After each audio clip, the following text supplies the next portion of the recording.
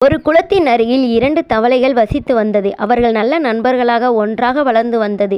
ஒரு நாள் வயலில் விளையாடிக் கொண்டிருக்கும் போது மழை வந்தது. அப்போது ஒரு தவளை, நண்பா, மிகவும் மழை பெய்கிறது, எனவே எங்கேயாவது ஒதுங்குவதற்கு இடம் தேடலாம் என்றது.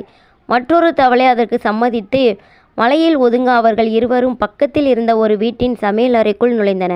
புது இடம் மிகவும் குழப்பமாக இருந்ததால் இரு தவளைகளும் அங்கேயும் இங்கேயும் குதித்து கொண்டிருந்தன. திடீரென நிலை தடுமாறி நிறைய பால் இருந்த பாத்திரத்தில் இரு தவளைகளும் விழுந்தன. எவ்வளவு முயற்சி செய்தும் அந்த பாத்திரத்திலிருந்து வெளியே வர முடியவில்லை.